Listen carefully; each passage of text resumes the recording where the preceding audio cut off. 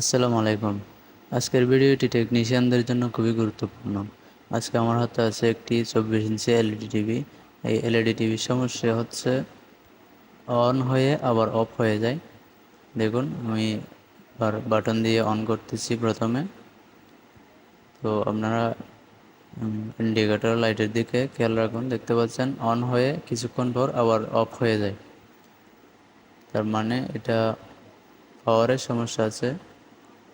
তো দেখতে পাচ্ছেন আমি আবারও অন করলাম, কিছুক্ষণ পর আবার কিন্তু অফ হয়ে যাচ্ছে। তার মানে টিভিটা স্টার্ট হচ্ছে না। তো এটা কী কারণে হচ্ছে না, আমি একটু ব্যাকলাইটের লাইনটা খুলে দিয়ে আবার দেখতেছি ব্যাকলাইটের কোনো সমস্যা আছে কিনা। তো দেখতে পাচ্ছেন ব্যাকলাইটের কোনো সমস্যা নাই। তার মানে সমস্যাটি রয়ে গেছে এখনও। তাহলে এখন প্রথমে পাওয়ার সাপ্লাই থেকে আসা ভোল্টেজগুলো চেক করতে হবে আমাদের, পাওয়ার সাপ্লাই ওকে আছে কিনা। তো আমি মিটারটি 20 রেঞ্জে সেট করে দিলাম। দেখতে পাচ্ছেন এখানে 12 ভোল্ট কিন্তু ওকে দেখা যাচ্ছে। যেহেতু এখানে 12 ভোল্ট আসছে, তার মানে আমাদের পাওয়ার সাপ্লাই ওকে আছে। মিটারটি একটু ধরে আমি আবার অন করতেছি টিভিটা।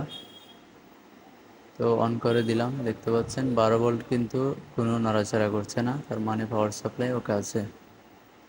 তো এই সমস্যাটি অনেক সময় প্যানেল থেকেও হয়ে থাকে। আমাদের ডিসপ্লে যে টিপন বোর্ড প্যানেলটা আছে, এই প্যানেল থেকেও কিন্তু হয়ে থাকে। তার জন্য আমি এলভিডিএস কেবলটি খুলে দিলাম। এখন আরেকবার বাটনটি টিপে দেখব যে চালু হয় কিনা। দেখতে পাচ্ছেন এখানে ইন্ডিকেটরের দিকে খেয়াল রাখুন। তো দেখতে পাচ্ছেন আবারও কিন্তু অফ হয়ে গেছে। অন হওয়ার পর কিছুক্ষণ পর আবার অফ হয়ে যায়।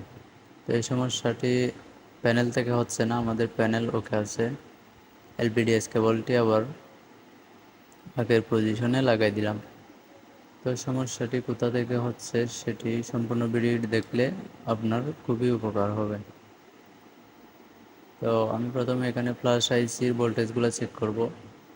দেখতে পাচ্ছেন 3.3 ভোল্ট কিন্তু এখানে আছে, এবং এখানে যে রেগুলেটর আইসি আছে এখানেও কিন্তু 3.3 ভোল্টেজটা এদিকে কয়েলের মাধ্যমে ইনপুট আউটপুট হচ্ছে।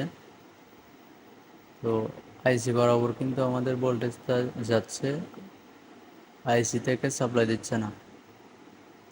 তো এই সমস্যাটি অনেকেরই হয়ে থাকে। অনেকে এখানে রেগুলেটর সার্কিট ইউজ করেন, আসলে এখানে সার্কিট ইউজ করতে হয় না। ছোট্ট এই সমস্যাটির জন্য আমি এই আইসিটা চেঞ্জ করে দেখলাম প্রথমে। দেখতে পাচ্ছেন এই আইসিটা আগে ছিল, এটা খুলে আমি আর একটা বোর্ড থেকে লাগাই দিছি, কারণ এই আইসিটা আমার কাছে অ্যাভেলেবেল ছিল না।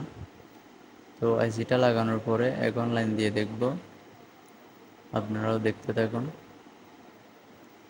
তো পাওয়ারটি দিয়ে দিলাম, একটু ওয়েট করুন। দেখতে পাচ্ছেন টিভিটি কিন্তু অন হয়ে গেছে। এখন আর রেড এলইডিটি কিন্তু এখন জ্বলছে না। তার মানে টিভিটা রানিং হয়ে গেছে। দেখতে পাচ্ছেন টিভির স্ক্রিন কিন্তু চলে আসছে নো সিগন্যাল। তো এভাবে আপনারা সমস্যাগুলো সমাধান করতে পারেন। অবশ্যই এরকম ভিডিও আরও পেতে চাইলে আমার চ্যানেলটি সাবস্ক্রাইব করে সাথে থাকুন। ভিডিওটি ভালো লাগলে অবশ্যই লাইক দিয়ে সাথে থাকবেন। ধন্যবাদ।